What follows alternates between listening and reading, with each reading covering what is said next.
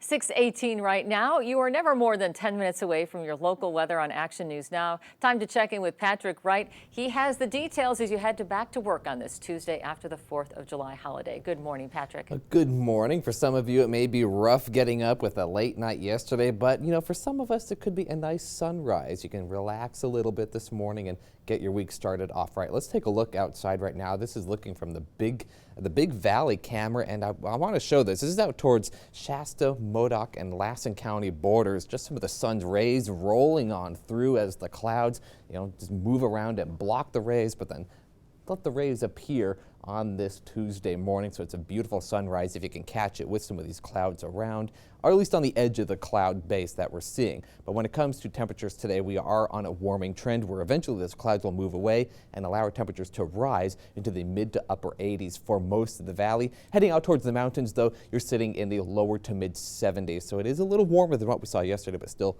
very comfortable out in the mountain areas. But when it comes to your air conditioning for today, how much will you need to use? Well, you're probably going to need to kick that AC in by about 1 p.m. this afternoon, and then keep it on the low level as we head into the rest of the evening, save on some energy. But then also, we don't need to warm ourselves or cool ourselves as much, as temperatures are still below average for this time of year. But breaking down what to expect for the next couple of days, we'll see the clouds disappearing as we head throughout the day today. So by 6 p.m. this evening, the sunshine will be the dominant factor in our forecast, and any moisture that's been lingering from yesterday will disappear. But when it comes to the clouds, they will start to develop again tomorrow morning, but they won't last forever, as they will disappear pretty quickly by tomorrow evening. The other thing we'll be watching will be the winds over the next couple of days. As this pattern changes, we'll see gusts up to about 25 miles per hour, even maybe up to 30 miles per hour in some parts of the valley. So that'll be something to watch when it comes to our fire danger.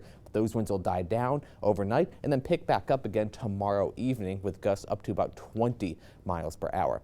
So your gardening forecast for the next several days, we are remaining dry in the valley. So on the days that you can, you will have to water your garden to keep it from wiltering. But keep in mind, we are in a drought, so only do so on the days that you're able to water, depending on your address. When it comes to the next 7 days, though, in terms of temperatures, we are seeing some changes. By Wednesday, we return to the upper 80s for a good chunk of the week. Most places will be in the upper 80s for everybody in the valley.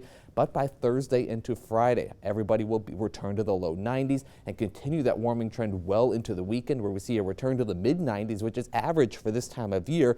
However, some places could see the low 100s by the start of next week. So we are returning to that hot, dry, and summer weather we typically see in Northern California.